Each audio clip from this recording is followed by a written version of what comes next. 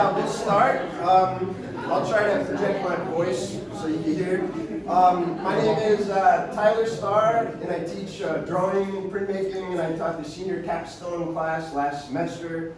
So I helped Tyler, Ramsey, kind of initiate some of this work, which was also started in the junior capstone, let alone when he first started taking studio classes here at Davidson. My job here is to help introduce him, just mention a couple of things, and then Tyler's going to take over, prepare some great questions for him. He's going to offer you some insights into his work, but pepper him with very difficult questions, so he has to reconsider everything he's done up to this point.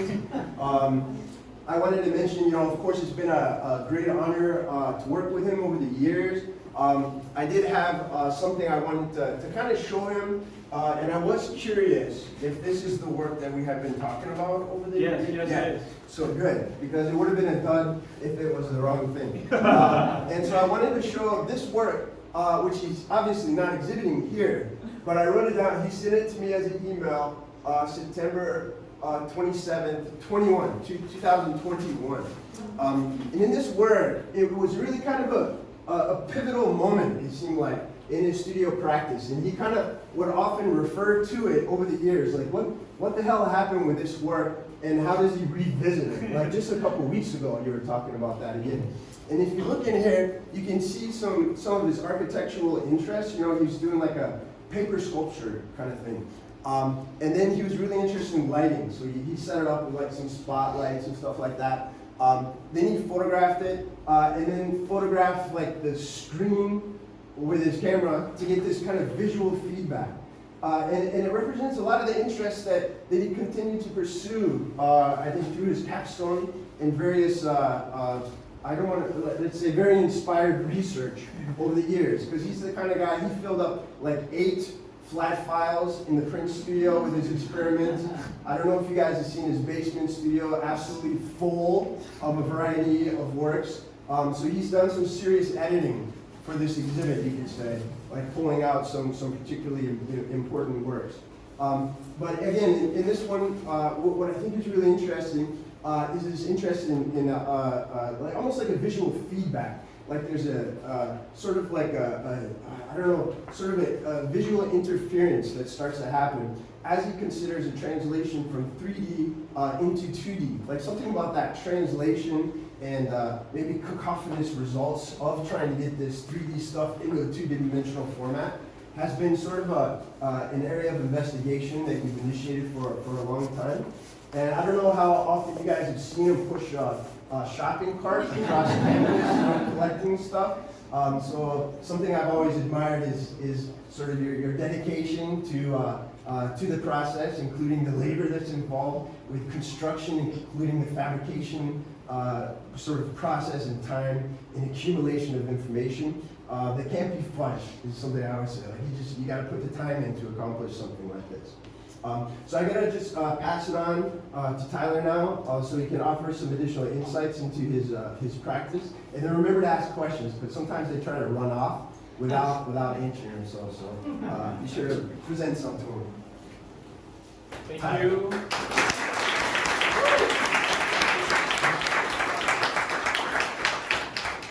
Thank you to everyone who came, and thank you to all my professors and David for helping me learn how to rivet. Last year, David taught me how to rivet, and I think nobody really expected me to just run with it.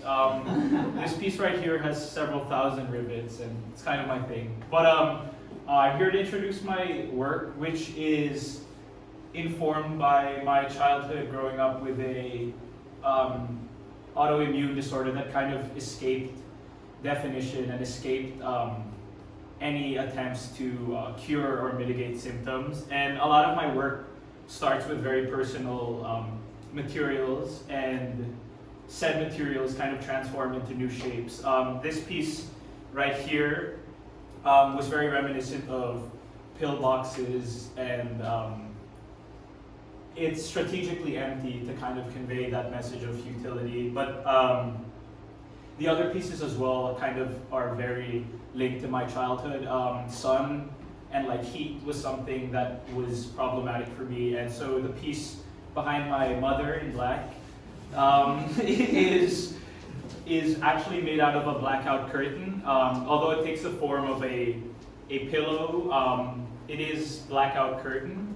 The marks on the like pillow-like surfaces are of other sculptures covered in ink, and it's that kind of that relationship with my skin, which was another big like point of concern growing up. I had like a lot of rashes and swelling, and like the marks that I made onto the sculpture, which you may or may not have seen, is kind of like a very visceral, like kind of like raw attempt to like convey like a frustration with my skin. And I think I'm happy with how the wrapping of the fabric kind of again relates to that like idea of skin, or like, yeah.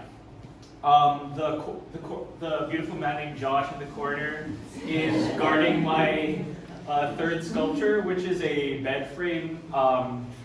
Although it may not look like it once again began with that material that's very personal to me. This weird condition that I had growing up kind of made things that were supposed to be comfortable, like fabrics and things of softness, suffocating or like very irritating. I remember like I would have rashes, and like the bed was kind of the last place I wanted to be. Like standing up was often more comfortable. And I think the frustration and like the gesture of defeat is something I was really interested in. The last piece is the title piece of the show, Adorned Still. And it's an homage to outdoor lamps. So not exactly a thing of comfort, but it felt like emblematic to the struggle that like me and my family had to go through. We moved a lot, and we didn't know why I was sick, and we had kind of thought like maybe it was the mold or like the weather. And these lamps kind of decorated trees outside, but they were fragile, and every time every time there was a storm or something kind of like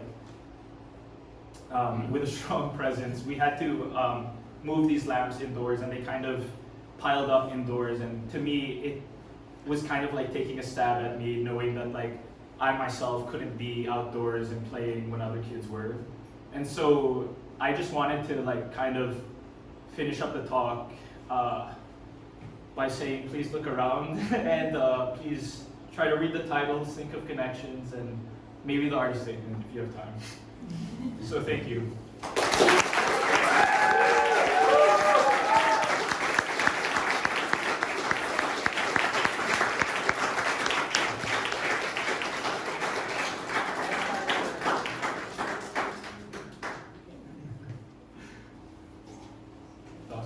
Is it time for questions? Yeah. Oh, congratulations. Thank you. The thing that excites me most about your work is, and Tyler touched on it a little bit, is this push and pull, or this journey through the three-dimensional to the two-dimensional, back into the three-dimensional. I think this one does it so well. And the way you use light to do that, I think the shadows that this piece casts on the wall are just fantastic. Can you say a little more about that and like what that does in your work and how you think about that?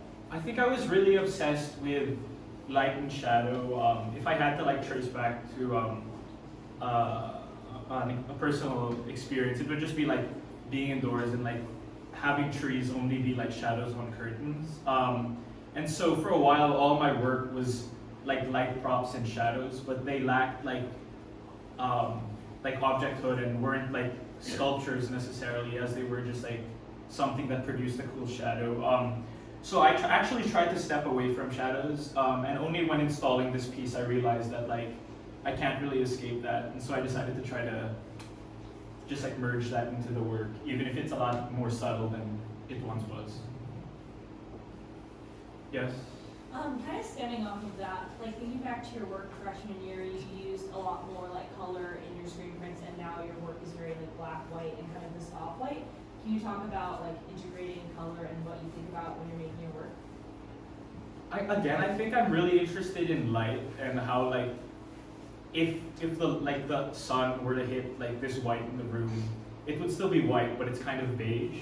To me, color didn't felt like it was adding anything to my story, and so the like main quote unquote black and white piece is this pillow piece, and my goal was to kind of have a very high contrast image of the sculptures, and the way I came to achieve that was just through like a black and white contrasting. So it was like born out of a need to convey something.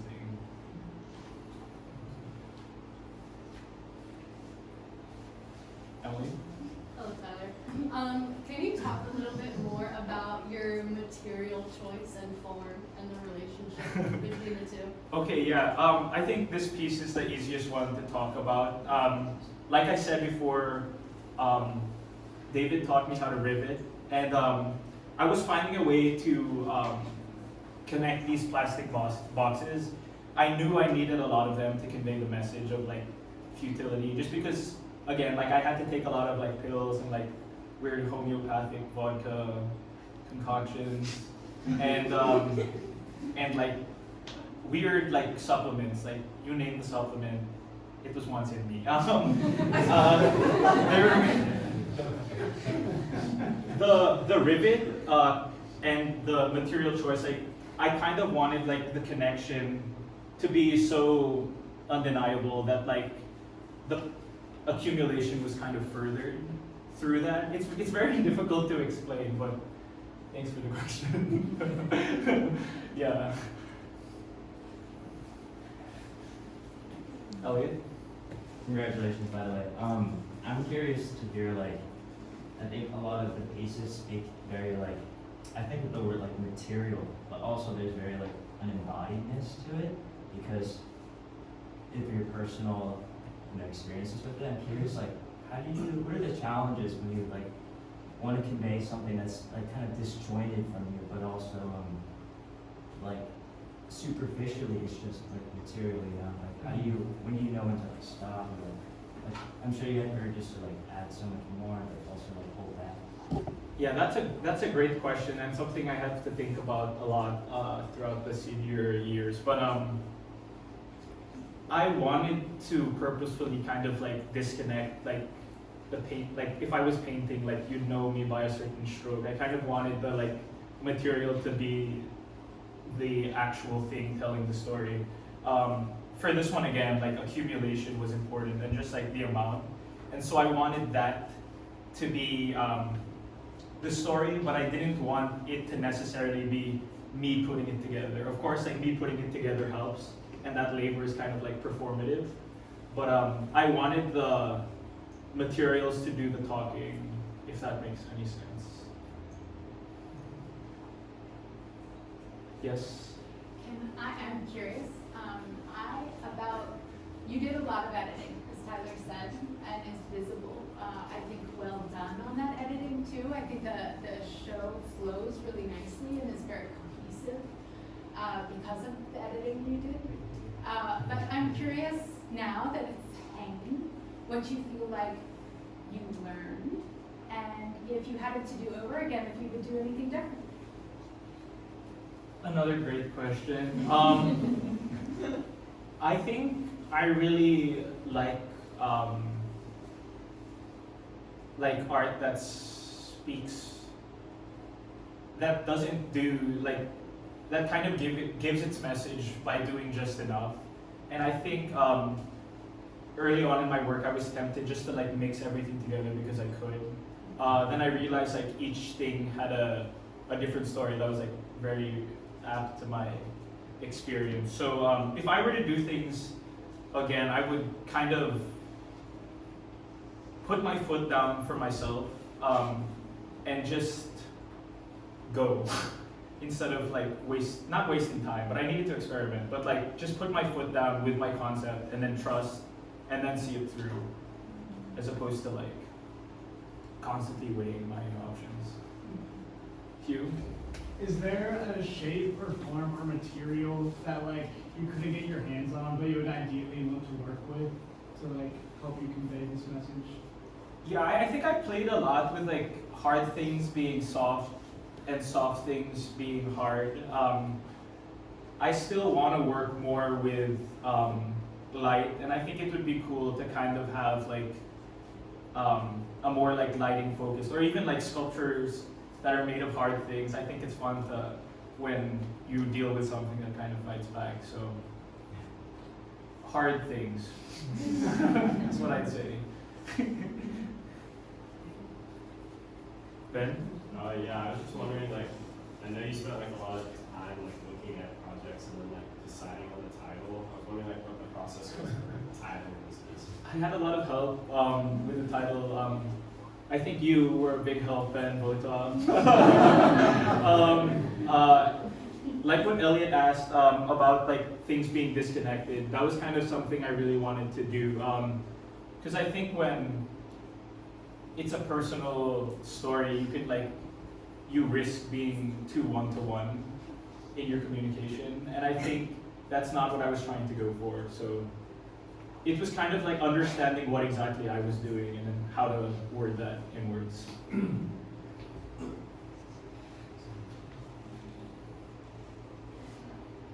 This isn't a question, but a suggestion. Tyler also has fantastic prints of photographs of his sculptures. He's saying, I'm glad he got to see one. But there's some other huge ones that he decided not to put in the show. So make sure those get shared with the world somehow, because they're awesome. Thank you. Thank you guys for coming.